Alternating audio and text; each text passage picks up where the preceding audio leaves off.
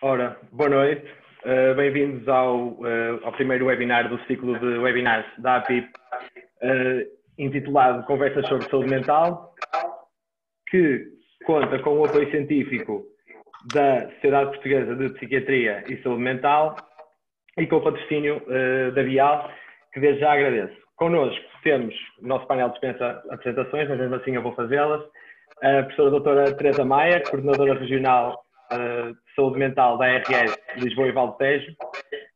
Olá, boa noite. E diretora de Serviço e do Internato Médico do Hospital Fernando da Fonseca.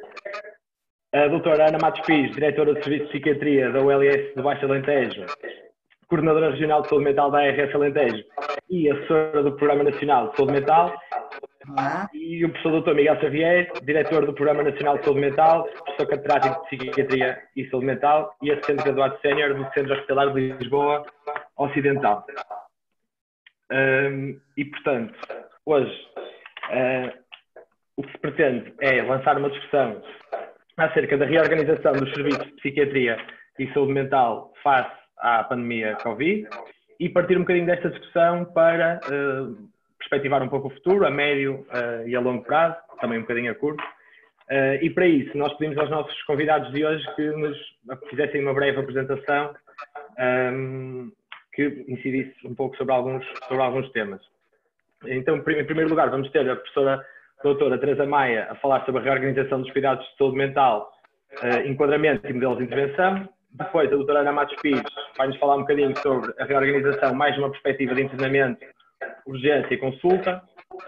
E, no final, o professor Miguel Xavier vai falar um pouco sobre as necessidades futuras e a resposta dos serviços serviços locais de saúde mental após a pandemia. Eu ia só pedir uma coisa, não sei se alguém tem o Facebook ligado, porque acho que está a fazer um bocadinho de feedback. Não? Não. Ok, pronto. E estão a ouvir todos bem? Está tudo a ouvir bem? Estamos a ouvir bem, estamos. Ok, ótimo. Então pronto, se calhar começávamos pela apresentação da doutora Teresa Maia, que nos vai falar então um bocadinho acerca do enquadramento e dos modelos de intervenção, tendo em conta a reorganização dos cuidados de saúde mental. Sim, senhor. Então, boa noite a todos. Eu começo aqui por cumprimentar a APIP por ter tido esta iniciativa, que acho que é muito importante, acho que neste momento é muito significativa, e cumprimentar de uma forma geral os internos de psiquiatria, pelo papel que têm tido em todo este contexto da pandemia e pela forma como se têm envolvido em tudo aquilo que tem acontecido nos últimos tempos. E, portanto, pediram-me a mim para falar então sobre aquilo que tem sido a estratégia desenvolvida na região de Lisboa e Val do Tejo, à semelhança do que aconteceu também em outras regiões do país. Eu vou ver então agora se consigo pôr aqui a apresentação, espero que sim, e portanto...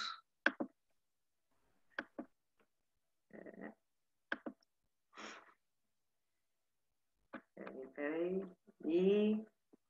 acho que ainda falta... Já está, não é? Penso que está bem, não está? Pronto, ok. Sim, senhor. Pronto, então, eu vou falar aqui sobre aquilo que foi, no fundo, a estratégia que tem vindo a ser desenvolvida nas 5 regiões do país e vou falar em particular daquilo que aconteceu na região de Lisboa e Val do Tejo. É importante explicar que a estratégia que tem vindo a ser desenvolvida tem por base aquilo que está estipulado num despacho, que foi um despacho que foi produzido no fim, portanto, na sequência dos incêndios que ocorreram há 2 anos, foi, no fundo, constituído um grupo, uma comissão de acompanhamento que envolveu vários grupos profissionais, várias áreas da sociedade e que, em conjunto, elaboraram este despacho, no fundo, um despacho que define aquilo que deve ser a intervenção num contexto de catástrofe, de forma a que possa ser uma intervenção concertada, uma intervenção estruturada, que dê resposta àquilo que são, na verdade, as necessidades da população num determinado contexto.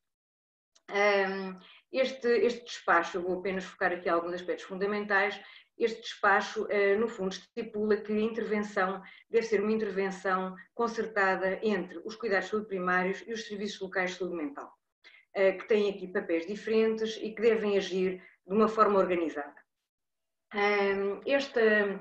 De acordo com o que está escrito também no despacho, existe em cada região um gabinete de crise, um gabinete regional de crise de saúde mental, que é constituída pelo presidente da ARS dessa região, pelo coordenador regional de saúde mental e depois por elementos dos cuidados de saúde primários, no nosso caso, pelo Dr. António Martins, que é diretor executivo do ACES Oeste-Sul, da Dra. Isabel Pinto, que é presidente do Conselho Clínico do ACES Arrábida, por uma médica de saúde pública, a Dra. Lourdes Leon, por um psicólogo do SLO, que é o Dr. Henrique Barreto, e por uma psicóloga do INEM, que é a Dra. Margarida Mota. E estas pessoas, em conjunto, têm que, no fundo, coordenar aquilo que é a intervenção a nível da região.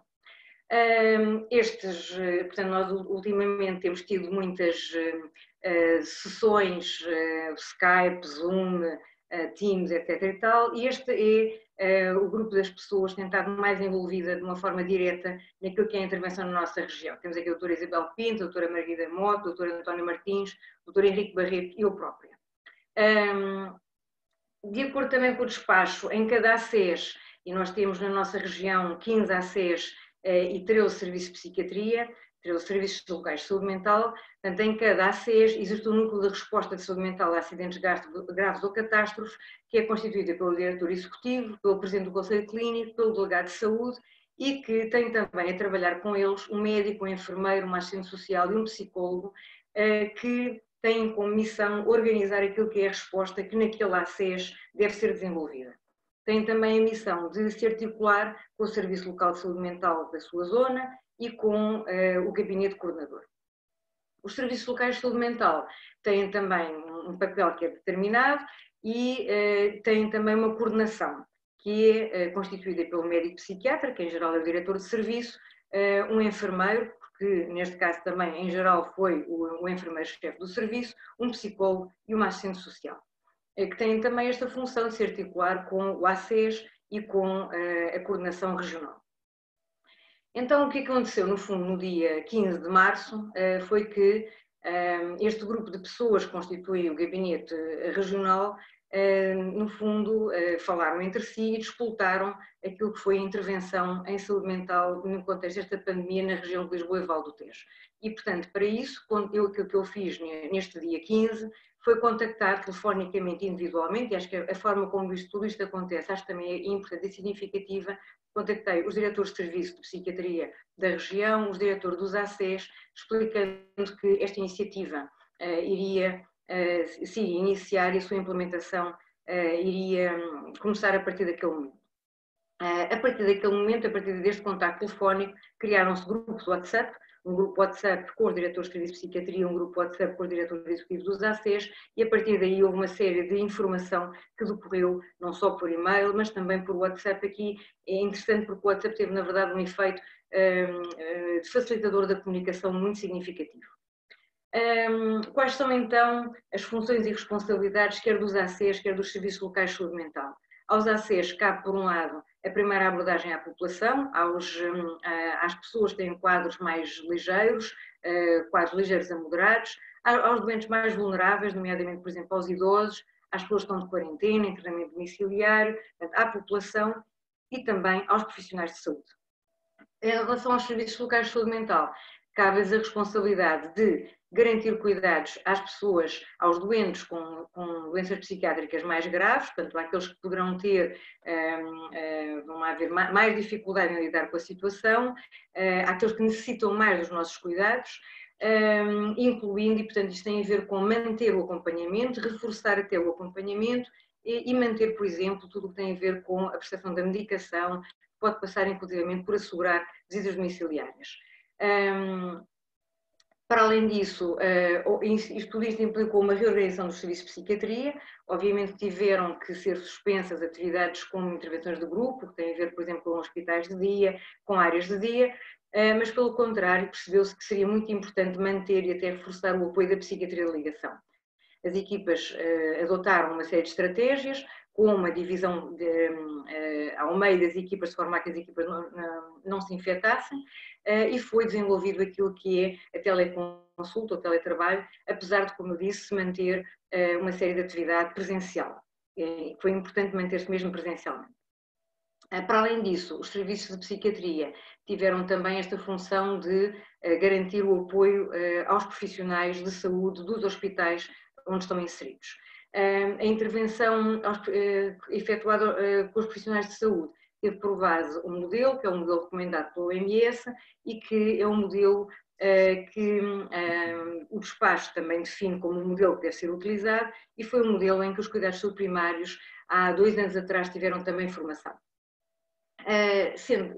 Tendo em conta tudo isto, criaram-se rapidamente, quer nos ACEs, quer nos serviços de psiquiatria, portanto nos hospitais em que estes serviços de psiquiatria existem, linhas de apoio emocional para profissionais.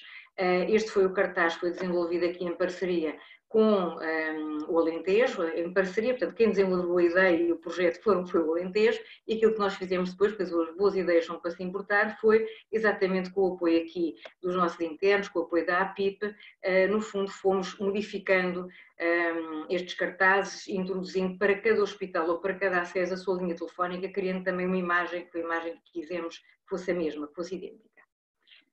Os serviços de psiquiatria da infância e da adolescência adotaram, no fundo, o mesmo modelo, obviamente com as necessárias adaptações àquilo que é o funcionamento da pedopsiquiatria, e portanto foi também produzido, por exemplo, uma série de material que foi enviado para as crianças, tendo em conta tudo aquilo que se passava, mas o modelo de organização é o mesmo. E criou-se também um grupo WhatsApp com os diretores de serviço, os chefes de equipa da pedopsiquiatria da região de Lisboa e Vale do Tejo. A outra foi enviada uma série de material logo nesta altura, a 15 de março, quer para os ACEs, quer para os serviços de psiquiatria, e foi estabelecido também que cada diretor de serviço de psiquiatria deveria entrar em contacto com a direção do ACEs da sua zona de influência, partilhando recursos e articulando estratégias. E, no fundo, definindo aquilo que estava em curso e definindo-se, este é outro aspecto fundamental desta estratégia, uma aliança entre os ACEs e os serviços locais de saúde mental. Esta foi a formação que há 2 anos atrás tinha sido feita aos ACEs na sequência, portanto, de uma formação em cascata que foi organizada pelo Programa Nacional de Saúde Mental na sequência dos incêndios, e portanto esta formação foi feita em Coimbra e depois foi replicada nas várias regiões do país. E, portanto, os cuidados de saúde primários, os 15 ACEs tiveram formação neste modelo de intervenção há 2 anos atrás, portanto, que é este modelo preconizado pela OMS, já neste contexto foi realizada esta formação para apoio emocional a profissionais de saúde, também baseada no mesmo modelo e que foi depois disseminada pelos vários serviços. Quer nos serviços locais de saúde mental, quer nos ACEs, foi feita uma formação para os 15 ACEs da nossa região sobre este mesmo modelo. Em relação aos profissionais de saúde e à população de uma forma geral, aquilo que se pensa é que, por um lado, existe este modelo que tem a ver com a intervenção num contexto de catástrofe, mas existem também outros aspectos a ter em conta, como, por exemplo, a detecção de psicopatologia mais significativa, a capacidade de depois no fundo, de ser possível avaliar qual a resposta mais indicada para uma determinada situação e se essa resposta deve ficar nos ACEs ou passar para os serviços locais de saúde mental. Estamos sempre a falar também, toda esta intervenção que eu estou a falar, de intervenções realizadas por equipas que devem envolver os vários grupos profissionais que existem, quer nos ACEs, quer nos serviços de psiquiatria. Obviamente que nos ACEs foi mais focada nos psicólogos, envolvendo também médicos de família. Nos serviços de psiquiatria envolveu os vários grupos profissionais em função da situação em causa e daquilo que era necessário fazer.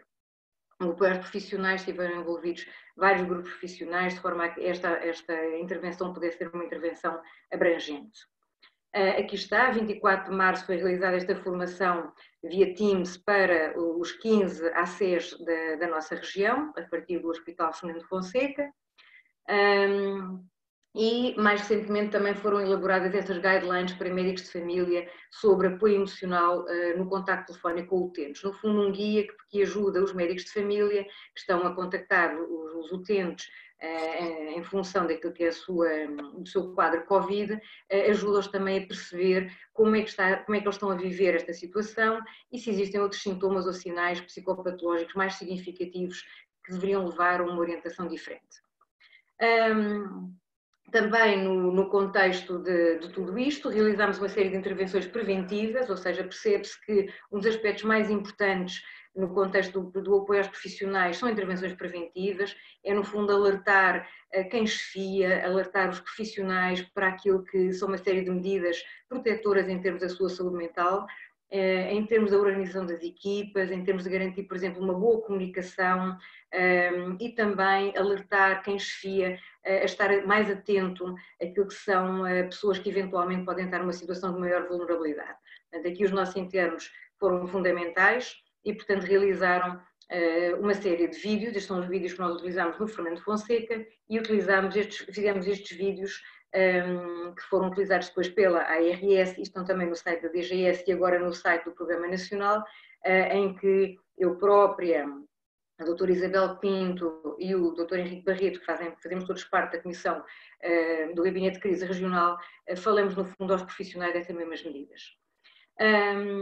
A questão da comunicação foi um aspecto fundamental, como garantir a comunicação de uma forma rápida entre todas essas estruturas complexas, entre os 15 ACs e os 13 serviços de psiquiatria, entre aquilo que é a comissão, portanto, o gabinete de crise regional, a comunicação com a população, a comunicação com os profissionais. É um dos aspectos que eu penso que é mais importante nós pensarmos o que é que são medidas eficazes e como é que conseguimos, na verdade, que a mensagem chegasse rapidamente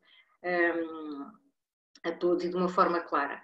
Contamos aqui, sempre, é outro dos aspectos muito importantes desta intervenção, contar com os nossos parceiros e em cada Serviço Local de Saúde Mental, em cada ACES, foi necessário perceber quem são os parceiros habituais e quem são, nesta situação tão complexa, os parceiros com que nós devemos contar.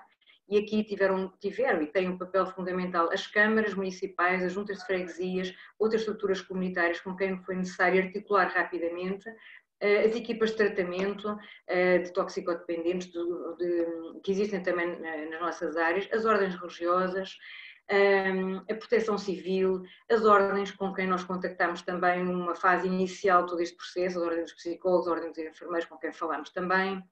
Em relação às pessoas sem abrigo e ao consumo de substâncias, na nossa região houve uma estratégia concertada também fundamental, ou seja, nós contactámos a Estratégia Nacional para os Sem Abrigo e à medida que abria na região uma estrutura para proteger, para dar apoio a sem-abrigos, era contactado, de uma forma que foi facilitada por nós, o Serviço Local de Saúde Mental daquela área, que disponibilizava um psiquiatra para poder dar apoio a pessoas sem-abrigo que necessitassem. E fez-se o mesmo em relação ao consumo de substâncias, permitindo assim que estas pessoas não tivessem que recorrer à urgência e pudessem ter uma resposta nestas estruturas onde estavam.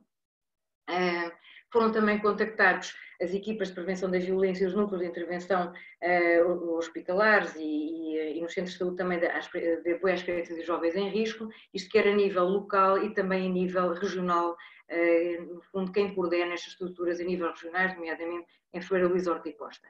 E depois foi enviado um e-mail a todos os parceiros do Conselho Regional de Saúde Mental dizendo que tudo isto estava em curso. A coordenação foi, por um lado, assegurada por este gabinete de crise, que aqui aparece novamente, sempre com o apoio da ARS, que aqui foi fundamental, do Conselho Diretivo da ARS, e posso dizer que este aspecto aqui foi muito importante porque em uma série de momentos tive um apoio imediato para aquilo que estava a fazer e uma validação rápida e não demasiado formal, ou seja, não exigindo demasiados aspectos burocráticos que poderiam lentificar todo este processo. E, portanto, funcionámos sempre nestas duas áreas. Isso permitiu implementar uma mesma estratégia. Muitas das decisões que foram tomadas ou das recomendações que foram feitas funcionaram muitas vezes pelo grupo do WhatsApp, sendo depois apoiadas por e-mails, mas permitiram que quer os ACEs, quer os Serviços Locais de Saúde Mental fossem implementando progressivamente as mesmas medidas e partilhando os mesmos problemas e implementando as mesmas estratégias. O que permitiu que a estratégia fosse uma estratégia concertada e organizada e rápida também. Contámos também, a nível da região de Lisboa e Val do Tejo, com o Gabinete de Apoio Técnico de Saúde Mental da região de Lisboa e Val do Tejo, ou seja, os colegas que em geral trabalham comigo a este nível na ARS, e nomeadamente, por exemplo, a questão dos sem-abrigo, foi muito uma Patrícia Plácido, que é assistente social e que trabalha comigo na coordenação regional da ARS, e o professor Marco Paulino tiveram muito a ver com a estratégia do sem-abrigo, o professor Joaquim Gago foi quem tem acompanhado tudo o que tem a ver com as grandes estruturas psiquiátricas, eu já vou falar um bocadinho sobre isso. O Pedro Caldeira, com a coordenação da parte da pedopsiquiatria, Inês Oliveira, que é psicometricista, e a Nélia, que é a psicóloga, com tudo o que teve a ver com os contactos e com a agilização de todo este processo, e a enfermeira Antónia Baixo também com o acompanhamento de grandes estruturas.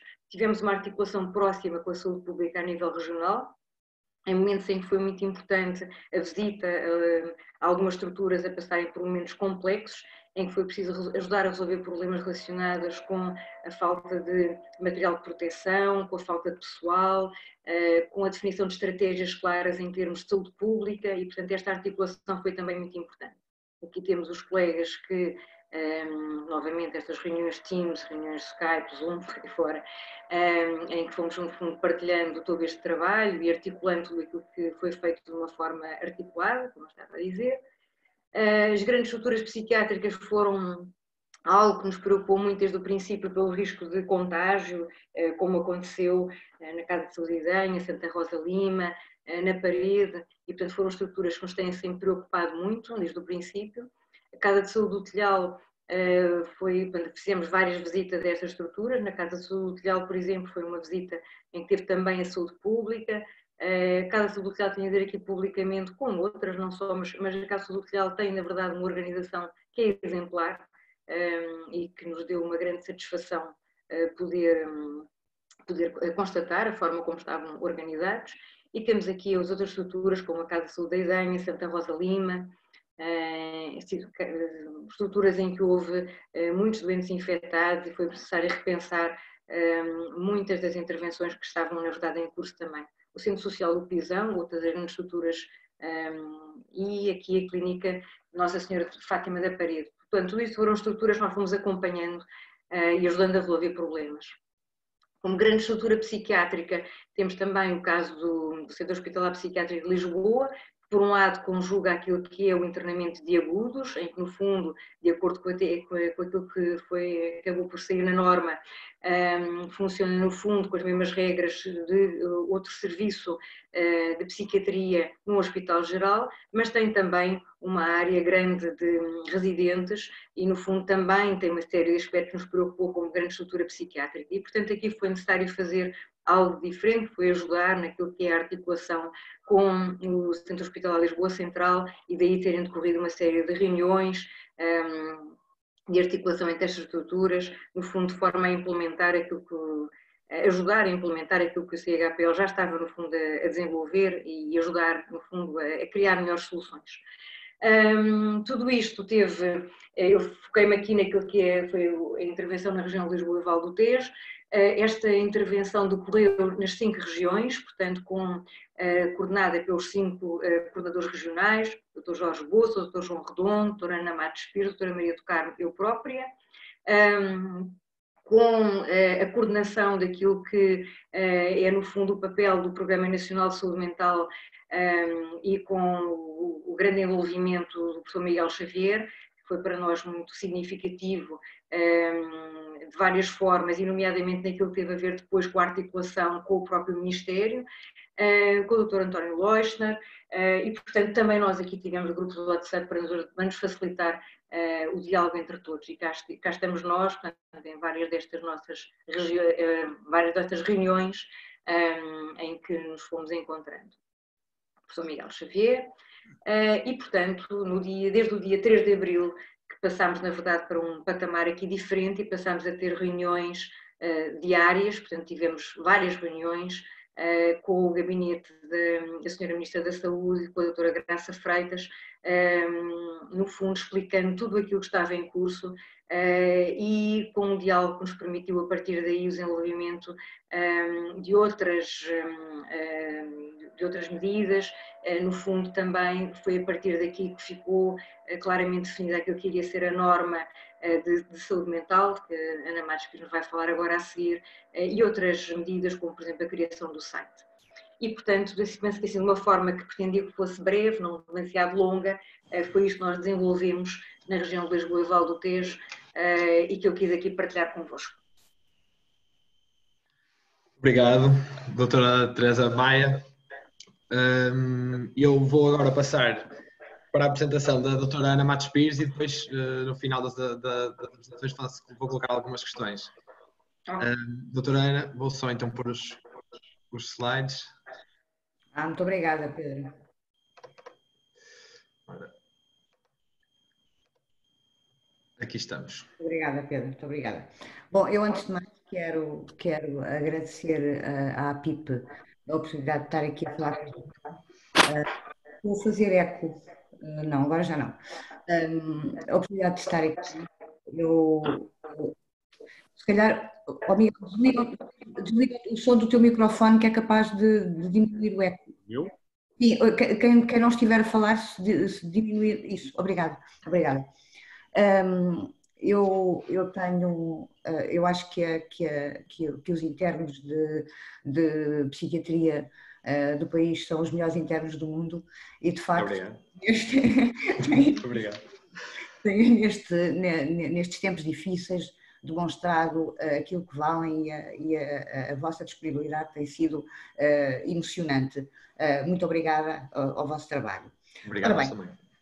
Cabe-me a mim falar aqui um bocadinho sobre a norma 11/2018, que no fundo surge na sequência de algumas dificuldades que no terreno se estavam a sentir e que tinham a ver com aquilo que nós estamos relativamente habituados, que é a estigmatização do doente mental. E, portanto, nós achamos que era necessário, prevendo a ação disruptiva desta pandemia aos diferentes níveis da sociedade, individuais e de familiares, sociais, de população, e prevendo também que isso iria ter repercussões não só nas pessoas que já tinham patologia mental, mas também nas pessoas que estão, em todos nós que estamos a reagir como podemos, mas que estamos em maior risco. Achou-se que devia então sair um documento formal que reunisse as orientações e que reunisse as indicações estratégicas, digamos assim, daquilo que deveria ser a ação dos serviços locais de saúde mental no âmbito do SNS no país.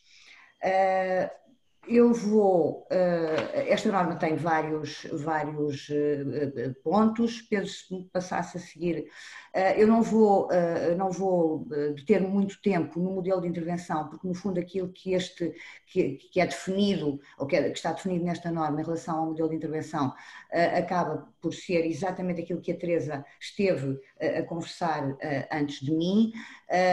Chamo só a atenção que na norma, de facto, é salientado o facto das respostas deverem ser prestadas pelas equipas de saúde mental e que essas equipas, as habituais equipas, se devem manter em funções durante todo o período da pandemia, com os ajustes pontuais necessários à atual realidade.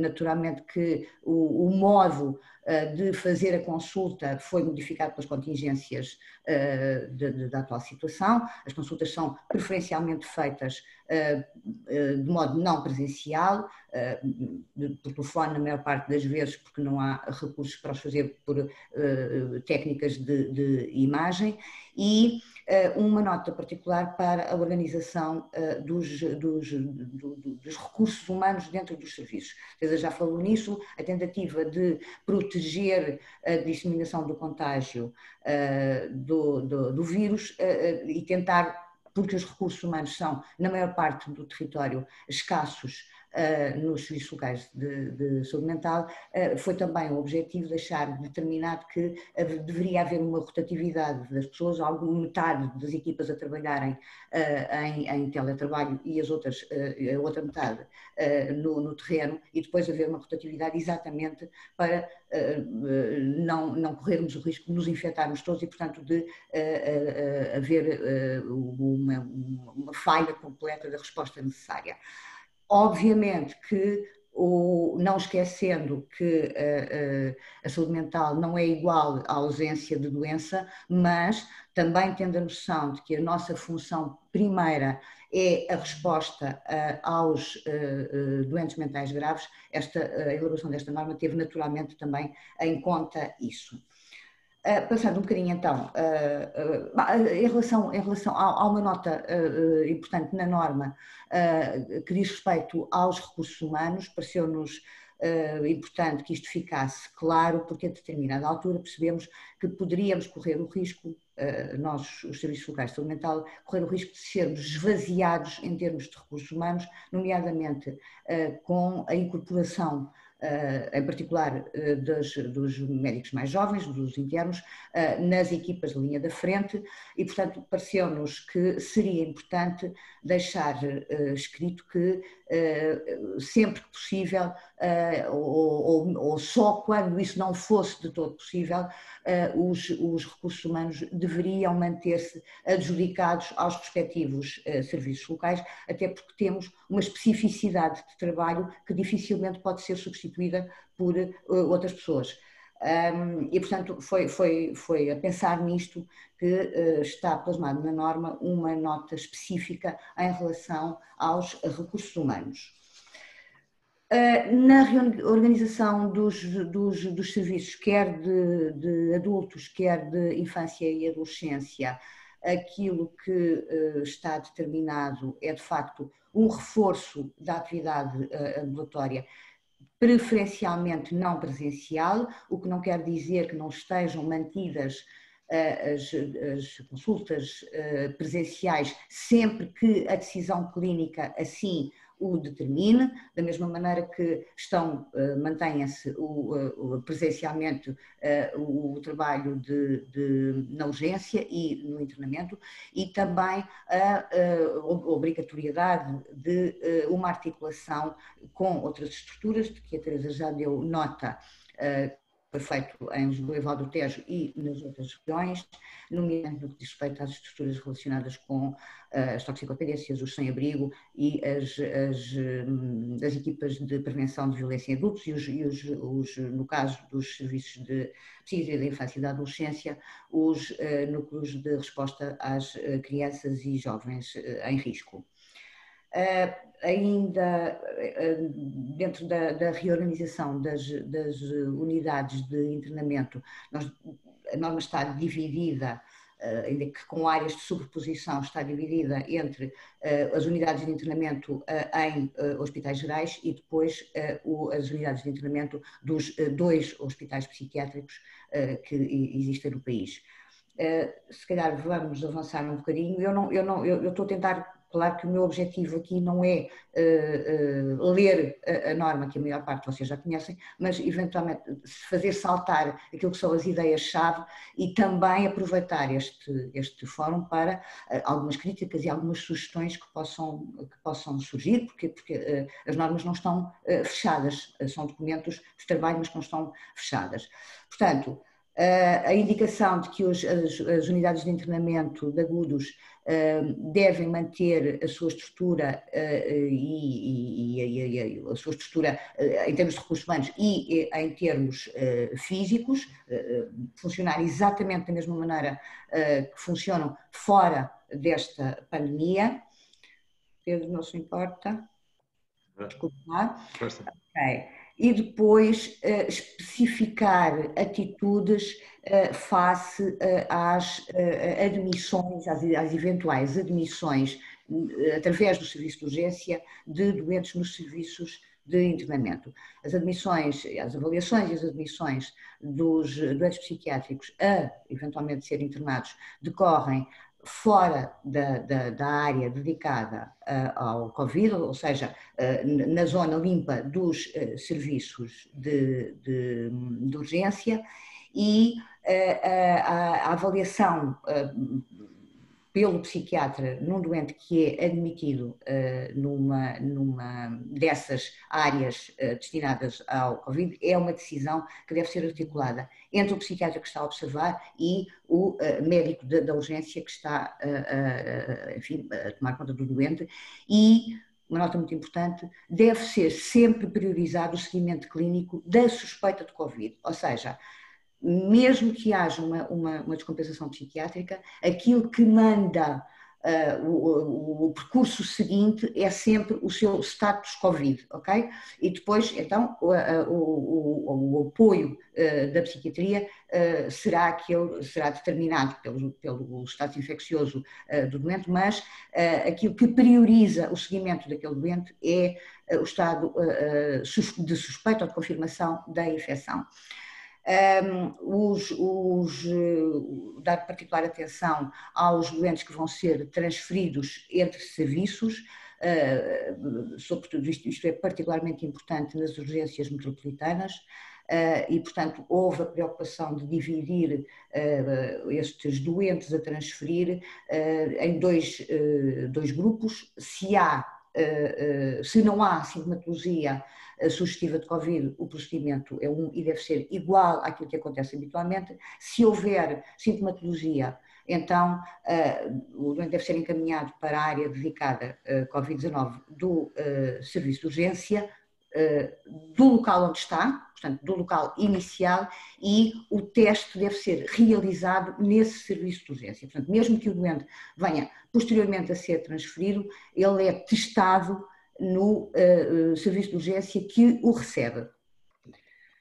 A transferência para outra urgência, para a urgência do hospital da área de residência, processa-se como habitualmente, com as boas práticas e as regras de cooperação que são habituais entre nós, aqui com redobrada atenção. Fazer sempre um contacto telefónico prévio com o hospital que vai receber o sujeito, enviar a informação o mais desenvolvida possível sobre a situação clínica, quer infecciosa, quer psiquiátrica, da pessoa a ser transferida, atenção especial aos EPIs a serem usados na urgência, no transporte e depois no serviço de urgência que recepciona, e o resultado do teste feito na urgência receptora deve ser enviado para a urgência para onde o doente está a ser encaminhado. Quando os doentes, e isto é um aspecto que me parece muito importante, exatamente por causa da modificação da forma de contacto clínico ser preferencialmente feito por telefone, enfim, em todas as estruturas do Serviço Nacional de Saúde, ter em atenção que quando os doentes são trazidos à urgência, ou por familiares, ou por autoridades, ou bombeiros, ou INEM, ou o que seja, que se deve ficar sempre com o contacto, a identificação da pessoa que traz e o contacto telefónico para uma eventual necessidade de contacto posterior. Quando existe sintomatologia psiquiátrica que presuma uma proposta de internamento, o doente deve ser sempre testado para SARS-CoV-2 no serviço de urgência. Isto é uma indicação que nos parece muito, muito, muito importante. Continuando, ainda dentro das regras gerais para o internamento de doentes agudos com doença mental, um ponto que nos pareceu importante foi tentar ou sugerir, pedir que dentro do possível haja fixação de profissionais em cada uma das unidades de psiquiatria, exatamente para não haver ou para minimizar o efeito de contágio e, por outro lado, dar indicações expressas para todos os serviços locais de saúde que, dentro do possível, os critérios de internamento devem ser bastante mais estritos e mais apertados, exatamente para tentar controlar todas as situações que possamos em contexto ambulatório. Outra preocupação foi deixar plasmado na norma que tipo de espaço físico que espaços físicos é que deveriam existir em cada serviço de internamento para os doentes psiquiátricos. Eu julgo que este ponto da norma é provavelmente aquele que mais dificuldades reais determina na aplicabilidade da norma, dadas as características físicas da maioria dos serviços locais de saúde mental, mas de qualquer maneira, idealmente, as coisas devem processar-se deste modo. E, portanto, digamos que existem 3 tipos de quartos diferentes. Existem os quartos de isolamento para os novos doentes admitidos, que entretanto foram testados no SU, e o doente admitido deve permanecer nesse chamado quarto de isolamento por um período de 7 dias. Este período de 7 dias, enfim, foi o possível. Nós sabemos que o período de incubação é superior, anda à roda dos 14, 15 dias, e que é o que está plasmado na norma 4 da DGS em relação a todos os outros doentes, mas também sabemos a dificuldade que teríamos e que temos em manter os nossos doentes nas mesmas condições que os doentes de outras especialidades, na medida em que as pessoas num serviço de internamento de um serviço de psiquiatria, ou no internamento de um serviço de psiquiatria, não estão propriamente deitados o dia todo, não estão e não devem estar.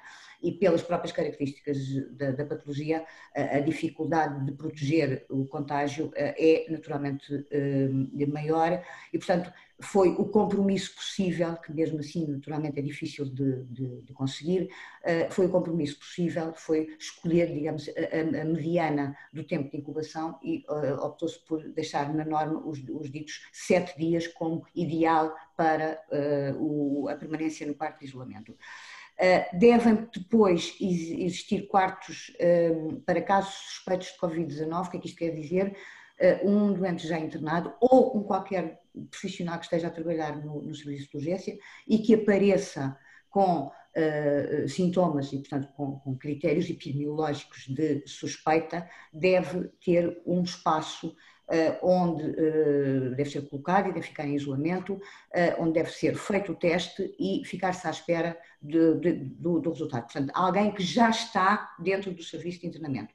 O resto da estrutura física processa-se exatamente como todos nós conhecemos e como habitualmente. Portanto, no fundo, a definição de 3 grandes áreas para 3 diferentes respostas. Se há a positividade de um doente ou de um profissional num serviço de internamento, a norma determina que os doentes não devam permanecer nos serviços de saúde mental. Aplica-se aos doentes psiquiátricos exatamente a mesma coisa que se aplica a qualquer outro doente e, portanto, uma vez conhecido a positividade para o SARS-CoV-2, o doente é transferido para os espaços que a instituição tem para doentes Covid positivo.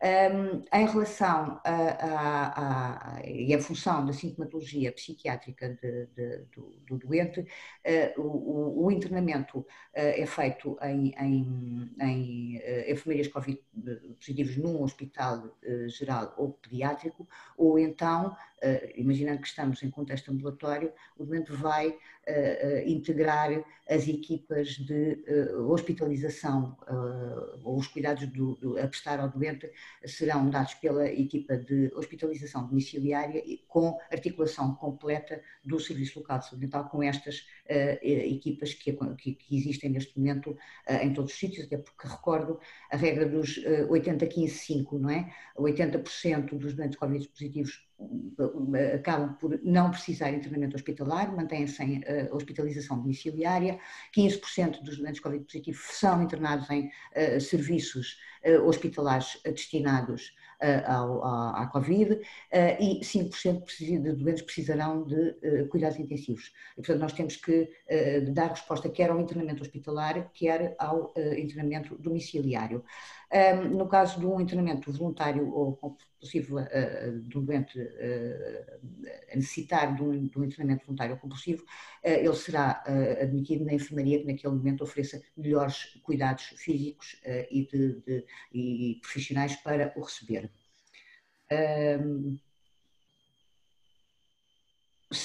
Se houver um internamento de um doente psiquiátrico numa enfermaria Covid, quer se trate de um adulto ou de uma criança ou de um adolescente, o Serviço Local de Saúde Mental tem obrigação de garantir a avaliação diária desse doente. Portanto, o doente psiquiátrico, de facto, a prioridade, o doente psiquiátrico infectado, a prioridade clínica é a sua infecção, mas em nenhum momento o Serviço Local de Saúde Mental se destitui daquilo que é a sua obrigação no acompanhamento psiquiátrico deste doente. Depois, houve a preocupação pelas particularidades dos hospitais psiquiátricos de deixar algumas indicações específicas para os hospitais psiquiátricos. No caso dos doentes admitidos em fase aguda, os procedimentos são exatamente iguais àqueles que estão determinados para uma unidade de internamento de agudos num hospital geral ou num hospital pediátrico, peço desculpa. Aqui a particularidade, Pedro, se me passar... Obrigada. Aqui a particularidade, diria eu, que é a criação de espaços específicos para doentes suspeitos ou confirmados nas estruturas hospitalares psiquiátricas e depois, enfim, tudo o resto, claro que com o apoio do lado da medicina muito estreito e do destacamento de pessoas da medicina para estes espaços específicos, porque, pelas características gerais do hospital psiquiátrico. Eu julgo estas unidades, naturalmente, para além de terem, de se comprometerem com a existência de uma enfermaria para doentes Covid, terão de ter também um outro espaço diferente para doentes com suspeita e, do mesmo modo, uma resposta para os outros doentes, como é habitual. Sempre que haja o aparecimento de sintomas Covid num dos doentes internados, aplica-se exatamente a mesma coisa já referida anteriormente, deve ser isolado e deve ser testado e, no caso do teste de vir positivo, fazer-se o encaminhamento que está previsto na norma 4/2020, que é a norma geral para qualquer especialidade. E julgo que estamos no fim, deixar-vos só a nota de que o recém-site do Programa Nacional para a Saúde Mental tem, enfim, estas indicações e tem também a norma 11/2020, que pode ser lida por vós com muito mais atenção e com muito mais cutilância. Obrigada. Obrigado, doutora Ana. Estão a ouvir-me? Ouve-se? Sim. Sim, ok. Obrigado, doutora Ana. Se calhar antes de passar para o professor Miguel Xavier, e porque já há algumas perguntas que nos estão a ser colocadas e se calhar fazem sentido colocar nesta fase, eu se calhar perguntava um pouco, tanto à doutora Ana como à professora Teresa Maia, uma questão, que é: qual acham que poderá ser o papel da psiquiatria comunitária, tanto no curto prazo atualmente, como no médio e longo prazo no futuro, tendo em conta que nós prevemos que, de facto, agora o impacto das medidas para a contenção do Covid vá diminuindo, mas não sabemos ao certo em que tempo, nem em que janela de atuação, e se acham que a psiquiatria comunitária pode ter um papel preponderante neste sentido, ou se deverá manter algumas das alterações que foram sendo feitas, e se isso poderá ter um impacto na manutenção da qualidade dos serviços, com o Covid ainda meio presente, ainda não sabemos muito bem, não é? Teresa, avanças tu? Pode ser. Bem, eu acho que, obviamente, que o facto de um serviço ter um modelo comunitário facilita tudo aquilo que estamos aqui a falar, não é? Ou seja, não estamos a falar de alguém que faz consultas fora do hospital, estamos a falar de alguém que claramente assume a articulação com as outras estruturas, o seguimento dos doentes de uma determinada forma, como a forma de estar desse serviço, não é? E, portanto, tudo aquilo que foi aqui descrito, quando um serviço já tem esta forma de funcionar, quando já tem uma articulação fácil com os cuidados primários, quando já conta com os seus parceiros, quando conhece a forma como a população vive, adivinha aquilo que são as suas dificuldades, obviamente tem mais facilidade em conseguir implementar aquilo que foi aqui descrito, não é? Algo que surge de uma forma muito natural. Aliás, eu penso que aquilo que se passou nos últimos tempos, estes momentos, eu costumo dizer que são momentos de verdade, são momentos em que se percebe, na verdade, o que é que funciona e o que é mais difícil, onde é que há mais dificuldades, ou quais são as soluções que estão certas, não é? E, portanto, foi tudo aquilo que os últimos meses, o último mês foi também um mês em que claramente se definiram articulações que se calhar às vezes se arrastavam há algum tempo e não eram tão claras e que neste momento tiveram que surgir. E pronto, e portanto, por outro lado, acho que é uma visão mais global sobre a forma como um determinado acontecimento afeta as pessoas, aquilo que são no fundo os determinantes da saúde mental, aquilo que são os fatores facilitadores ou não da adaptação das pessoas, é também outra forma de pensar que é muito importante no planeamento da estratégia e na valorização daquilo que estamos a fazer. Portanto, aquilo que eu espero é que tudo aquilo que estamos a viver nesta altura torne mais evidente para todos o caminho que temos que continuar e aquilo que tem que se estruturar de uma forma mais evidente. Eu concordo, obviamente, em absoluto com a Teresa e acho que se outra razão não existisse para nós estarmos aqui a conversar, é também provar que este modelo permite esta resposta. Se os serviços não estivessem já naturalmente e na sua prática diária organizados de acordo com um modelo comunitário e de acordo com um modelo de resposta para a comunidade, não teria sido possível o desenvolvimento desta estratégia. Porque psiquiatria comunitária não é só ir fazer consulta descentralizada aos centros de saúde. Não é só mesmo. Aquilo tudo que nós tivemos aqui a falar e que a Teresa esteve a explanar é a aplicação na prática daquilo que é um modelo de exercício comunitário da psiquiatria. Certo. E ele também colocar uma questão breve, doutora Ana, que é, por um lado, tendo em conta a norma que temos e mais uma vez esta janela temporal que neste momento está assim um bocadinho indefinida, quanto tempo é que se preveria, se é que se prevê, que se mantenham algumas dessas medidas, se elas eventualmente serão, ou melhor, quais destas medidas poderão eventualmente ser mantidas no futuro? Pedro, uma norma é isso mesmo, uma norma não é uma coisa que é feita para agora e depois passa. Uma norma é qualquer coisa que é escrita e que pode ser adaptada, pode ser refeita.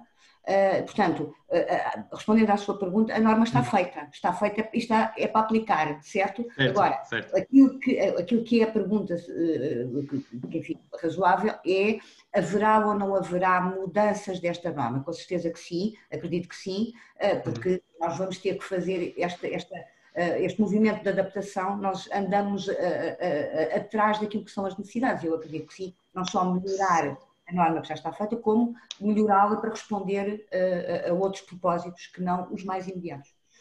Ok, muito obrigado. Se calhar agora passávamos um pouco para o professor Miguel Xavier, que nos vai falar um pouco sobre o futuro a curto e médio prazo da saúde mental em Portugal.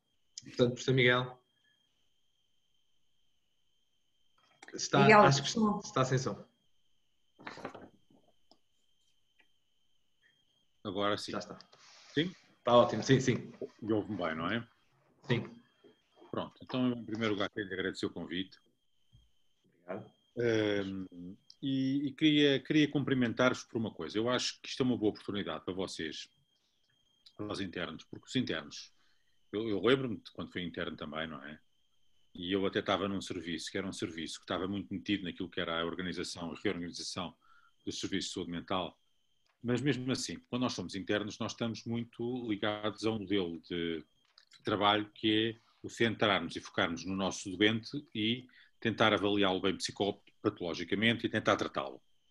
De maneira que nós temos, muitas vezes, durante o internato, pouca oportunidade para pegar nestes aspectos mais sistémicos da organização dos serviços, que são aspectos cruciais e que vocês começam a sentir logo no internato, às vezes sem darem por isso, não é? e que mais tarde, quando vocês são especialistas, vão sentir com muito mais força. De maneira que eu acho que é muito importante vocês organizarem coisas deste género. Acho que podem, e eu estimulo-vos a organizar mais. Por exemplo, eu dou-vos um exemplo que é um exemplo interessante, que a mim tem-me sempre posto perplexo. Porque é que há no vosso internato um estágio de psiquiatria comunitária? Se a psiquiatria comunitária é o modelo de intervenção que está proposto para o funcionamento da psiquiatria em Portugal. Era como num serviço, num estágio de cirurgia, vocês tivessem um estágio de 3 meses de cirurgia com anestesia. E durante 3 meses vocês iam para um estágio em que os cirurgiões anestesiavam os doentes. E no resto do tempo não. Ou vice-versa, percebe o que eu estou a dizer? Sim. São contas de outro rosário. São coisas para vocês pensarem. O segundo aspecto que eu vos queria dar os parabéns também é porque vocês têm a oportunidade de ver aqui como é que há 2 maneiras de fazer psiquiatria completamente diferentes. Uma que, volto a dizer, honesta, que está centrada exclusivamente, ou quase exclusivamente, na questão da abordagem psicopatológica, e falo de uma forma honesta, eu não estou a pôr isso em questão de modo algum, e aquilo que vos foi transmitido antes pelos meus colegas anteriores, que é a necessidade de vocês ligarem um mecanismo de ação a uma quantidade enorme de agentes, stakeholders. E isto é uma maneira de atuar completamente diferente. E a pergunta que se tem de fazer, e olhando para o futuro, é porque é que Portugal até agora não conseguiu implementar este modelo, senão em algumas ilhas de excelência. Volto a dizer, eu não estou a dizer que os serviços que trabalham de outra maneira não estejam a trabalhar o melhor que conseguem, o melhor que podem, e a fazer um trabalho extremamente honesto e de boa qualidade. Não é isso que eu estou a dizer. Estou só a dizer que daquilo que é a perspectiva atual das necessidades em psiquiatria e em saúde mental, esse modelo não é suficiente. E é preciso um modelo desta natureza com níveis de articulação de uma diferenciação extrema. É que aquilo que está aqui em causa nestes modelos, em termos de diferenciação, não é propriamente a capacidade de você extrair sintomas psicopatológicos que mais ninguém consegue, mas é conseguir estabelecer uma rede de articulação que consiga resolver os problemas dos doentes em cada momento. E isto são níveis de diferenciação extremamente difíceis de alcançar. É o segundo aspecto que eu vos queria falar. O terceiro aspecto é que o Covid ainda é uma incógnita para a maior parte de nós. Nós não percebemos a fisiopatologia do Covid. Nós não sabemos como é que ele atua, sabemos como é que ele entra na célula, mais ou menos, mas porque é que em algumas pessoas ele evolui de uma maneira e noutras de outra maneira, nós não sabemos, mas nós temos imensas dúvidas sobre ele, e essas dúvidas vão aparecer em todo o seu esplendor agora na fase do desconfinamento. De maneira que essa é uma questão que nós temos de nos pôr a nós próprios, é como é que nós vamos desconfinar no serviço de psiquiatria. E isso para mim não é nada claro, porque a psiquiatria vive da relação presencial, não é? Mas a relação presencial nesta situação vai depender de fatores que até agora nós não dominamos e com os quais não estamos habituados. De maneira que nós vamos ter de aprender em exercício. Nós vamos ter de ver o que é que está a acontecer em países que já levam este fenómeno de desconfinamento que começaram agora, e vamos ter de aprender todos em exercício de uma forma humilde, porque não há nenhum de nós que saiba como é que há de lidar com o desconfinamento num serviço de psiquiatria. Ou seja, uma das questões que se poderia colocar seria: a partir de que momento é que se podem pôr outra vez doentes num hospital de dia a funcionar? É uma pergunta difícil. Qual é a capacidade que nós temos de garantir as formas de distanciamento social, as formas de etiqueta respiratória, etc. Tudo isso são questões que se vão colocar no curto prazo e no médio prazo. E depois são as questões que se vão colocar no longo prazo. Há agora algo que se está a discutir muito na bibliografia internacional, é se a seguir à pandemia Covid vem uma pandemia de saúde mental. Eu não estou tão preocupado assim, tendo em vista aquilo que é o passado. O passado, aquilo que mostra é que a maior parte, nos grandes desastres, a maior parte das situações são autolimitadas e acabam por desaparecer ao fim de algum tempo. E que são poucas as situações que evoluem para formas mais prolongadas. Mas, em boa verdade, aquilo que nós vamos ter aqui é uma situação que nós não sabemos quantos meses vai levar. De maneira que o impacto que isto vai ter dos nossos sistemas de resiliência é desconhecido. Nós podemos prever que alguns de nós vão ter bons mecanismos de resiliência, outros não. Os serviços têm de prever o que é que vai acontecer aqui. Mas não são os serviços de psiquiatria. Pensar que são os serviços de psiquiatria que vão responder a esta pergunta é pensar como é que se consegue tapar um oceano com diques. Não se consegue. A maior parte das pessoas que vão ter sofrimento não vão ter critérios que os leve a serviços de psiquiatria. Vão ter questões de sofrimento psicológico, às vezes intenso, mas subsindromáticas, ou seja, que não funcionam em termos de critérios para constituir doenças organizadas. E nós não podemos pensar que essas pessoas, pelo facto de não terem critérios para estarem em serviço de psiquiatria, não têm de ser ajudadas. E aquilo que tem de ser montado é um sistema que ensina as pessoas também a ajudarem-se. As pessoas têm de começar por perceber que uma parte importantíssima do trabalho de se ajudarem depende delas. Está a nível dos autocuidados. Ou seja, que não são sempre os outros que vão fazer esse trabalho. Depois há uma segunda parte que está na comunidade e nas ligações que a pessoa tem. E só numa terceira fase é que entra a parte dos cuidados primários de saúde e a ligação depois aos cuidados de saúde mental. E esse era o quarto aspecto que eu vos queria salientar, a internos, é que eu acho que vocês deviam perceber e saber que aquilo que estava montado em Portugal, em termos de articulação entre cuidados primários de saúde e serviços de saúde mental, para quando isto acontecesse, funcionou. Foi pouco divulgado, mas é muito importante que vocês saibam que funcionou. Podendo não ter tido a divulgação que outras coisas, provavelmente muito mais efêmeras, tiveram, mas esta nós sabemos que funcionou e estamos contentes com isso. Não sabemos se vai funcionar daqui a alguns meses, vamos ter de nos adaptar, mas é bom que vocês saibam que funcionou. Ou seja, este modelo que foi pensado de articulação de cuidados primários e serviço de saúde mental funcionou e está a funcionar. Já está a funcionar há algum tempo. Portanto, quando se diz não há respostas, é falso. Está-se a dizer uma coisa com bases que não existem. Por último, queria-vos chamar a atenção para um aspecto. Vocês são novos, gostam todos de investigação e vocês têm sido bombardeados com estudos. Neste momento não há nenhuma faculdade, nenhum instituto que não faça um estudo de prevalência sobre o impacto que o Covid está a ter sobre a saúde mental dos cidadãos. Ok? É verdade. Eu acho isso altamente salutar, se bem que podia estar aqui uma hora deliciosamente a discorrer sobre o que é o conceito de saúde mental e se aquilo que as pessoas estão a medir nos vários inquéritos é a mesma coisa ou não, e se alguns dos resultados transcendentes que aparecem em alguns desses inquéritos com 90% das pessoas estão em sofrimento intenso correspondem exatamente àquilo que é a realidade. Mas queria-vos alertar para um facto. Os inquéritos que vão valer são aqueles que vão medir as pessoas de forma longitudinal e que vão fazer uma coorte e que vão medi-los daqui a algum tempo. Porque aquilo que nós sabemos das reações de adaptação e do estudo do stress, nós temos uma fase inicial de stress de adaptação que ao fim de algum tempo é esgotada e muda completamente. E a maneira como muda é muito importante e está ligada ao aparecimento de doenças e de perturbações psiquiátricas. Porque mexe, como vocês sabem, com o ex-cortisol, mexe com um estado de adaptação que já não é agudo, é crónico. E, portanto, é crucial conhecer a maneira como os nossos concidadãos estão a adaptar daqui a uns anos, a uns meses pelo menos. Porque eu diria, sem querer ser muito polémico, que neste momento nós já não precisamos gastar mais um tostão em estudos de prevalência a curto prazo. Porque aos poucos mais nos vão dizer que há 30%, ou 40%, ou 50% de gente em sofrimento. Nós sabemos que as pessoas estão em sofrimento. Esse é um aspecto que eu acho que vocês se deviam preocupar.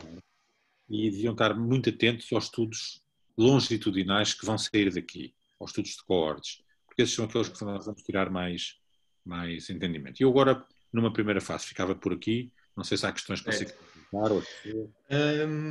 O professor, entretanto, já respondeu algumas das questões, ou a maioria até das questões que nós já tínhamos coberto.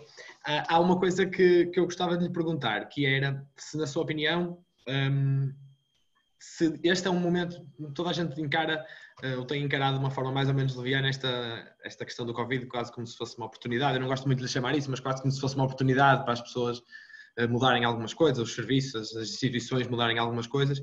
Eu gostaria de saber se, na sua opinião e na de todos, se este é um bom momento, ou poderá ser um bom momento para fortalecer, onde ele não está tão fortalecido, o modelo de psiquiatria comunitária, o modelo de intervenção comunitária, de uma forma, ou seja, reforçar as tais ligações que a professora Teresa Maia há pouco falava, se desta realidade podem surgir, de facto, inter-relações mais fortes entre os diferentes níveis de serviços de saúde mental, cuidados de saúde primários. O que é que lhe parece? Quer dizer, para além de, em primeiro lugar, a evidência de que este modelo de intervenção proposto funciona é a primeira resposta a isso. Eu não conheço nenhum país civilizado em que os modelos de abordagem de fenómenos desta natureza, que são fenómenos multidisciplinares e multideterminados, se façam de uma forma que ela própria não seja multidisciplinar e multideterminada. Porque está aqui em causa e que vai, em última instância, ser responsável pelo vetor resultante do sofrimento das pessoas e das famílias, é um conjunto de determinantes. Não são apenas determinantes de natureza biológica, longe disso, mas também são, hein? Mas não são apenas fatores de determinantes de natureza biológica. Portanto, se não são fatores desse género, você tem de atuar a um nível de complexidade muitíssimo maior. E só consegue isso se tiver conjuntos de pessoas organizadas, a quem nós chamamos equipes, podemos chamar outra coisa qualquer, bandos ou turmas, mas nós chamamos equipes, com pessoas que têm conhecimentos diferentes, mas que têm uma visão comum, mas que sabem fazer coisas diferentes e não se conseguem substituir uns aos outros. A ideia peregrina de que algum grupo profissional pode dar uma resposta sequer a metade das necessidades que existem por aí, é uma ideia que só em Portugal é que existe, só mesmo num país como o nosso é que isto podia acontecer. Portanto, a necessidade que todos nós temos é de equipes que sejam complexas na sua organização. E as equipes que fazem aquilo que tradicionalmente se chamava psiquiatria comunitária, hoje em dia já não se chama tanto, chama-se mais modelos balanceados ou modelos compreensivos, integrados, que o termo psiquiatria comunitária já está talvez um pouco mais ultrapassado. Esses modelos são os modelos mais complexos que existem. E é por isso também que são os modelos de mais complexa avaliação. E têm sofrido um pouco com isso, porque é muito mais difícil, às vezes, mostrarem a sua efetividade, porque os fatores com os quais estão a lidar são muito mais complexos.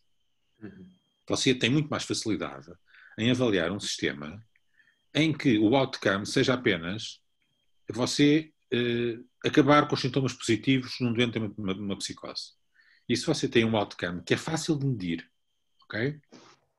Agora, se você tem um sistema, como é que pode integrar os vários determinantes que são cruciais para o outcome de uma pessoa que tem uma esquizofrenia, você acha que consegue avaliar as coisas da mesma maneira? Não consegue. É por isso que os modelos integrados são complexos, mas como nós estamos a lidar com as doenças mais complexas que existem no ser humano, sem estes modelos complexos nós nunca vamos conseguir fazer nada. É por isso que esta luta, esta dialética que havia há uns 20 anos entre psiquiatria comunitária para um lado e outros modelos para outros, isso é uma coisa completamente ultrapassada, e eu espero que vocês internos já não percam um segundo com essas coisas. Por amor de Deus, não percam tempo com essas coisas. Esse mundo acabou, felizmente. Uma grande vitória da nossa geração, há que o dizer. Custou, mas acabou. Certo. Outra pergunta que também surgiu aqui, que também abro a todos os convidados, tem a ver com uma questão um pouco mais prática, acerca de qual vos parece que poderá ser a melhor forma de acompanhamento dos doentes em ambulatórios. Por exemplo, devem ser, se deve manter no tempo uma estratificação por gravidade de patologia, quer psiquiátrica, quer probabilidade ou fatores de risco para infecção por Covid. Penso que é isso que quem questiona coloca. E outra coisa que também gostaria de questionar é de que forma é que prevêem, se é que prevêem, de que forma é que prevêem que esta mudança de paradigma momentânea para as teleconsultas possa ter impacto nas questões assistenciais mais práticas, ou seja, nos números de consulta, por exemplo, na eficácia das consultas, também eventualmente na relação médico-doente ou na forma como como os serviços se estruturam em conjunto com os doentes. Já falei demais. Posso retomar, pronto, aqui alguma coisa, depois a Ana provavelmente também poderá contribuir aqui para esta resposta. Eu ainda hoje tive uma reunião grande no meu serviço a discutirmos exatamente como é que voltávamos, o que é que fazíamos na próxima semana, apesar dos vários fatores. E como o professor Miguel Xavier disse, estamos todos a experimentar o que podemos fazer. Quero salientar aqui alguns aspectos. Um é que, independentemente de todas as questões que possam surgir, nós temos de ter sempre em mente que há uma série de doentes que precisam muito que nós os vejamos presencialmente. E, portanto, acho que isto tem que estar na nossa cabeça. Se a questão das teleconsultas resulta para uma série deles e permite resolver as questões do contágio, etc. e tal, há muitos doentes que precisam mesmo de consulta presencial e nós temos que a manter. Temos, obviamente, que nos equipar com os EPIs adequados, a querer também que eles os façam, ter uma série de regras, nomeadamente no número de doentes que vêm à consulta, o horário entre eles, o número de pessoas que podem estar na sala de espera, desfazer as equipas, há uma série de coisas que podemos fazer, mas há uma série de doentes que precisam de consultas presenciais. Precisam de consultas presenciais, precisam de fazer medicação e precisam desse contacto mesmo, presencial. Esta é a primeira coisa que eu gostava aqui de dizer. Que a partir daí os serviços vão tentando desenrolar aquilo que podem em função das suas várias realidades, não é? Eu hoje, por exemplo, ao ver o que se passava no meu serviço, vi com satisfação que houve um número muito significativo de consultas presenciais. Há outros doentes em que, na verdade, nós conseguimos com a consulta telefónica dar resposta a uma série de gente que não precisará tão rapidamente de ter consulta. Outro aspecto importante é considerarmos o que fazer com as primeiras, não é? Eu acho que nós temos que fazer primeiras consultas, temos que, obviamente, avaliar também qual é a sua urgência, qual é o seu risco e ir sempre balanceando os vários aspectos, o risco em termos orgânicos que as pessoas possam ter, de vir à consulta, estar mais em contacto connosco, e a vantagem que tem disso mesmo. Depois, eu acho que há uma série de outras áreas em que temos que manter uma série de medidas, nomeadamente o internamento, nomeadamente na ligação, temos que manter muitas das estratégias que criamos. No ambulatório, penso que tem que ser uma coisa gradual. Há doentes a quem temos feito visitas domiciliárias na mesma, porque precisam que elas sejam feitas e temos que as fazer, temos que nos proteger, não é? E temos que as fazer. E depois temos a noção de que muitos disto pode andar para trás e para a frente e que vamos, na verdade, tatear. A grande questão aqui são os hospitais de dia, em que, obviamente, aqui é que eu penso que, na verdade, é mais delicado. Tem havido nos serviços, no fundo, uma série de estratégias para ligar às pessoas que estariam em hospital de dia, em áreas de dia, e prescrever uma série de atividades que as pessoas podem fazer em casa, e isso é muito importante para a estabilidade desses doentes, mas temos a noção de que, a certa altura, as pessoas precisam mesmo de vir ter connosco, não é? O que é que vamos fazer? Se calhar vamos ter mais intervenções individuais, ter mais intervenções de grupo, ou ter grupos mais pequenos. Aí estamos a tatear e a perceber o que é que podemos fazer. Respondia pelo menos. Eu concordo completamente com aquilo e partilho na totalidade aquilo que a Teresa acabou de dizer. Eu acho que estas novas formas, digamos assim, de não presenciais de fazer consulta, podem e devem, do meu ponto de vista, ficar. Aliás, a telesaúde era uma estratégia que dentro do SNS havia indicações para ela aumentar e que eu acho que não estava desenvolta, não tinha atingido a desenvoltura e não estava suficientemente rentabilizada e que eu acho que esta pandemia vai potenciar e que os serviços de saúde mental irão seguramente beneficiar dela. Eu trabalho numa região extensíssima, com acessos péssimos, sem transportes públicos e, portanto, uma estratégia de telesaúde é uma estratégia que me agrada imenso e que eu acho que foi uma oportunidade de provar que funciona. Agora, concordo também completamente com a Teresa, que não há uma solução para todos os doentes, e o que se passou neste último mês demonstra isso. Todos nós, em qualquer serviço de saúde mental deste país, mantivemos consultas presenciais, com as devidas precauções, mantivemos consultas presenciais, mantivemos visitas domiciliárias em alguns doentes mais complicados e, portanto, o que eu acho que poderá acontecer é reforçar outras formas de contacto que até agora estavam menos desenvolvidas, mas que não vai nunca substituir uma coisa, é um acrescente, é uma estratégia que acrescenta, não é uma estratégia que substitui.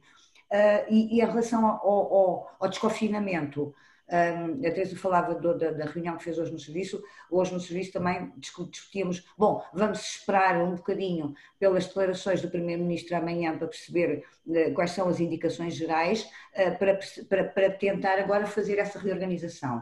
A decisão que tomamos foi, na próxima semana mantemos tudo e vamos usar a próxima semana para organizar os tempos futuros. Certo, muito obrigado pelas respostas. Outra questão que também surge, e é uma coisa que tem preocupado, tem pelo menos andado bastante em voga ultimamente, tem a ver um pouco com a prestação de apoio da nossa parte, da parte dos profissionais de saúde mental, a outros profissionais de saúde que estão, de alguma forma, que viram a sua vida alterada com o Covid. Eu queria perguntar, tendo em conta a experiência que tem existido nos vossos respectivos serviços locais de saúde mental, o que é que tem notado, se tem notado diferença, se de facto tem havido um recurso aumentado aos serviços, ao apoio da saúde mental. Posso avançar. Eu, no Serviço de Psiquiatria e Saúde Mental do Hospital de Beja, existe desde há 2 anos uma equipa específica de Psiquiatria do Trabalho. Aliás, digo isto com muito orgulho, é o vice-presidente da secção de Psiquiatria do Trabalho da Associação Mundial de Psiquiatria, trabalha no nosso serviço e, portanto, tinha já implementado um projeto de Psiquiatria do Trabalho e que de facto nos deu muito jeito neste momento, porque uma das coisas que nós, ao iniciarmos a linha de apoio, decidimos foi todas as pessoas, todos os profissionais, todos os colegas que nos procurarem vão ser reavaliados daqui a 2 meses pela equipa de Psiquiatria do Trabalho. E, portanto, provavelmente aqui já o facto de haver já uma equipa de Psiquiatria do Trabalho composta por um psiquiatra, 2 psicólogas, um engenheiro desculpa, agora nunca sei os nomes, que avalia a qualidade do trabalho e dos Higiene e segurança do trabalho. De higiene e segurança do trabalho, a ajuda de um fisioterapeuta e de uma técnica de serviço social e de 2 enfermeiras, é uma equipa que já existe, que já trabalha, que já está a trabalhar há 2 anos, permite-nos este encadeamento e, portanto, também eu acho que facilitou a procura. Eu não tenho, vou ter na segunda-feira, não tenho números neste momento, mas quero-vos dizer que ontem fiz um exercício engraçado que foi pedir à administradora hospitalar que trabalha connosco números de consultas, não estou a falar especificamente no apoio a profissionais, mas números de consultas de abril de 2019 e de abril de 2020 até ao dia de ontem. E já foram feitas mais consultas em abril de 2020 do que foram feitas em abril de 2019, em absoluta contracorrente com aquilo que são as notícias do Serviço Nacional de Saúde. Estou muito curiosa para perceber se isto é uma tendência geral nos outros serviços. Agora, para responder de facto à sua pergunta, de facto, eu acho que foi importante a existência desta estratégia, uma estratégia de proximidade, e foi uma função importante e foi uma atividade importante que os serviços tiveram que desenvolver. Pelo menos damos essa possibilidade às pessoas que precisarem. Em relação a este assunto, também penso como a Ana, portanto, ou seja, é uma área que eu acho que é muito importante. A resposta a nível da região de Lisboa e Val do Tejo variou muito de hospital para hospital ou de ACES para ACES, não foi igual. e podemos pensar porquê, não sei exatamente, posso pensar em vários motivos, mas não é absolutamente claro porquê. Eu acho que se misturou aqui vários aspectos. Acho que, por um lado, quero realçar aqui as medidas preventivas, que eu acho que são mesmo muito importantes, ou seja, não serve de nada a gente criar, às vezes estas equipas que a Ana descreveu, servem também para alertar as estruturas, alertar quem chefia sobre a importância de alguns fatores. Não serve de nada a gente criar linhas de apoio emocional se tivermos uma estrutura que não respeita aquilo que é o tempo de descanso das pessoas, não respeita a sua opinião, sei lá, trata-as abaixo de cão e depois cria linhas de apoio aos profissionais, não é? Não é isso que se pretende. E, portanto, eu penso que em muitos sítios este tipo de medidas, o facto dos profissionais perceberem que as tutelas, as chefias se preocupam com eles, tem um efeito que é muito significativo. Também, obviamente, que há aqui uma questão relacionada com o estigma, e o facto de haver chefias mais sensíveis e que são capazes de fomentar mais que que as pessoas com quem trabalham procurem apoio se necessário, acho que é muito importante. Posso dizer, por exemplo, que no meu hospital, falando daquilo que eu conheço claramente, tem havido a procura desta linha. E se numa fase inicial havia, na verdade, mais coisas relacionadas com a ansiedade, com a insónia, no estado de alerta, o que quer que seja, ultimamente têm surgido coisas diferentes e algumas, vamos lá ver, são situações que têm a ver com o Covid, em que tudo isto permitiu que acontecessem, embora tenha uma relação que nem sempre é direta, mas o que é que surge neste contexto? Estamos a falar de situações graves, situações, por exemplo, de violência familiar, situações em profissionais, situações de abuso sexual, portanto, são situações que têm surgido agora, não é? Pronto. Ao mesmo tempo que há outras pessoas em que há quadros que se calhar também já existiam antes e que agora se tornam mais agudizantes. Aquilo que é geral, penso que é esta questão da pressão que todos nós tivemos que responder, e aqui há outro aspecto que eu acho que é muito importante, que é o lembrarmos sempre que há muitas coisas que as pessoas sentem nesta altura que são normais, não é? Que é normal acordar cedo, não dormir, estar acelerado, quer dizer, não ter muito tempo para comer, sei lá, coisas várias, não é? Temos que pensar em nós, temos que tratar em nós, mas ter este discurso também é importante. E acho que nos sítios onde isto funcionou, também criou uma relação que eu penso que é importante, reforça a relação entre a psiquiatria ou os cuidados de saúde mental nos próprios ACTs dos profissionais, porque demonstra a preocupação em relação a isso. Isso só por si penso que é securizante e tem valor, é importante, não é? Só por si. Muito obrigado. Para terminar, estamos quase no fim do tempo. Gostaria só de perguntar, talvez ao professor Miguel Xavier, mas também abrindo a pergunta a todos de uma forma um pouco mais aberta. De que forma é que imagina que forma é que perspectiva a psiquiatria do futuro breve à luz deste momento atual? Por exemplo, temos esta introdução das tecnologias, será que ela se vai manter? Será que não? De que forma é que a psiquiatria, por exemplo, vai responder a esta alteração que foi quase forçada, mas que eventualmente ficará de alguma forma? Miguel. O som. Miguel, som. O som. Esqueço-me. Já está. Ok, já está. Agora já está. Eu respondo no fim, a seguir às minhas colegas. Ok. Está bem? Certo. Bom, de certa maneira, eu já respondi um bocadinho a essa questão. Eu acho que as novas tecnologias acrescentam, não são substitutas, não são uma panaceia para tudo, mas naturalmente que são uma estratégia de acrescento. Eu dou um exemplo prático. A distância é um fator muito importante para quem trabalha no Alentejo. Porque de facto isto é um quinto do país, não é? E tentámos, há 2 anos que tentámos uma estratégia de teleconsulta para pessoas mais velhas com diagnóstico de demência com o Centro de Saúde de Mértola. E tem sido uma dificuldade pôr uma porcaria de uma câmara num ecrã, fazer isto que nós estamos a fazer, tem sido absolutamente impossível. Andamos nisto há 2 anos, acreditem. Ora, eu acho que a partir de agora deixa de haver razões para que estas coisas não sejam feitas. E, portanto, eu acho que as novas tecnologias são uma mais-valia e são mais uma ferramenta que nós temos para desenvolver a nossa atividade, que não substitui nenhuma, não vamos tornar a nossa atividade psiquiátrica toda ela feita por novas tecnologias. Se há especialidade médica onde a relação é importante, é a psiquiatria. Foi uma das razões pelas quais eu escolhi ser psiquiatra, porque eu gosto de pessoas, e portanto não vou nunca substituir a relação humana pela relação mediada pelas tecnologias, mas são mais uma ferramenta que eu acho que é uma mais-valia.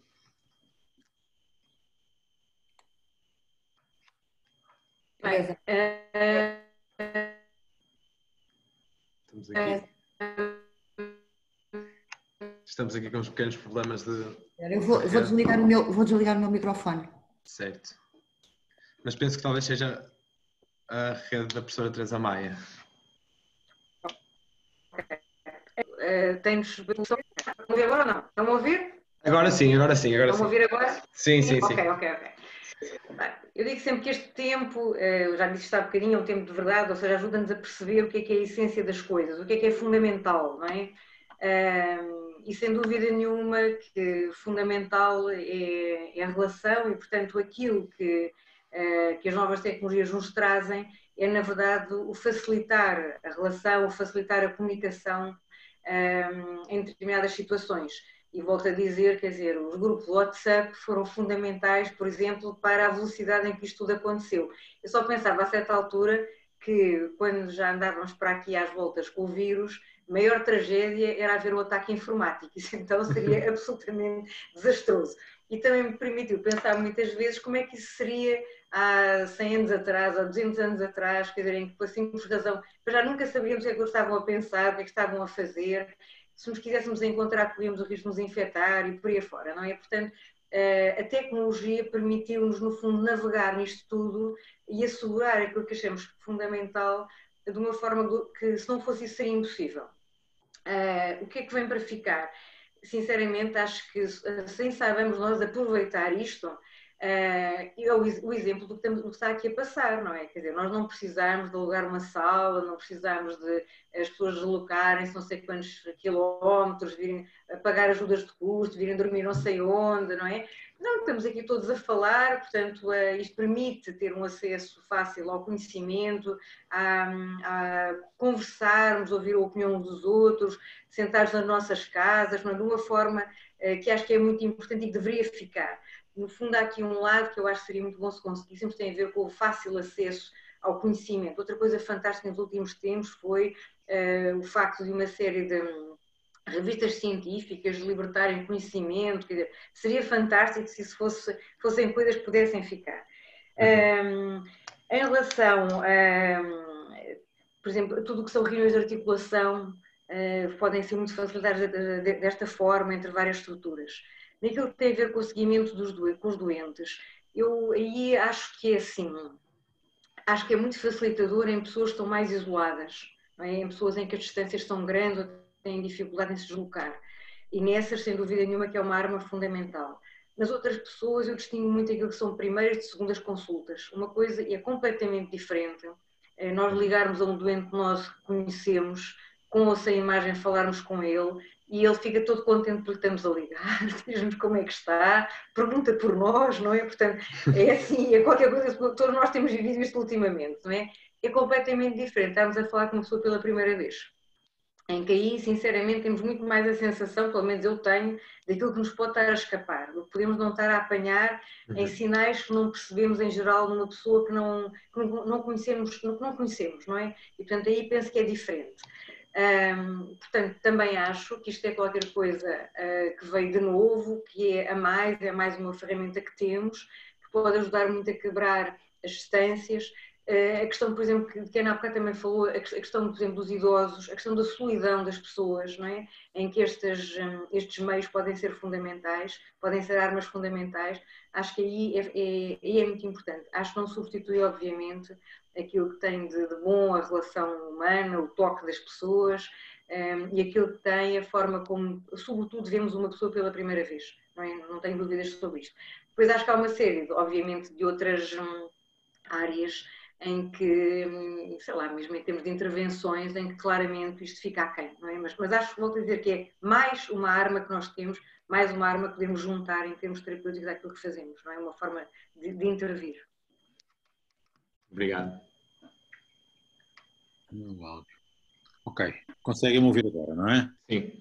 Pronto. Eu acho que as minhas colegas foram muito ponderadas no que disseram e falaram muito bem, porque isto trouxe algumas coisas, mas em alguns aspectos também tirou algumas coisas, e é bom que se diga isso. Não se pode entrar agora aqui num frenesim tecnológico, achar que isto trouxe só vantagens, quando trouxe algumas desvantagens.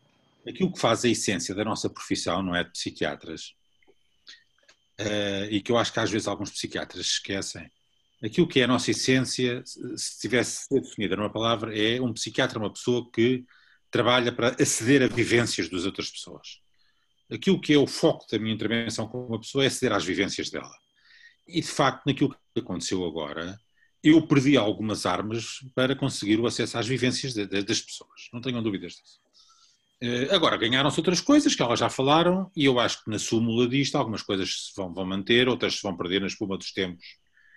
Agora, para si, que é muito novinho ainda, felizmente, não é? Que é uma sorte bestial isso. Se você me pergunta se isto vai mudar algum paradigma na psiquiatria, eu digo já que, na minha opinião, não vai.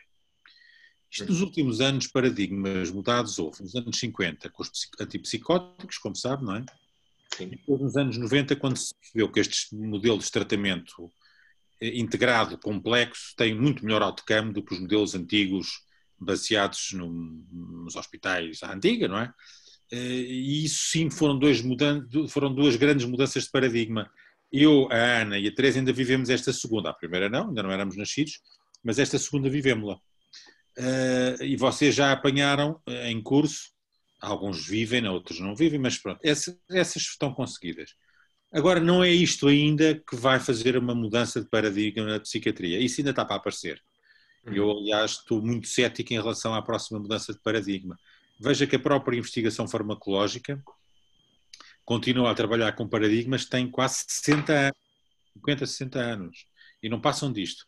De maneira que acho que isto vai trazer algumas coisas boas, vai trazer algumas coisas menos boas, algumas boas vão ficar, mas nós esperemos que isto vá ser a grande mudança, a grande centelha que vai mudar a nossa vida. Isso acho que não. Acho que não. Ok, muito obrigado, professor Miguel Xavier.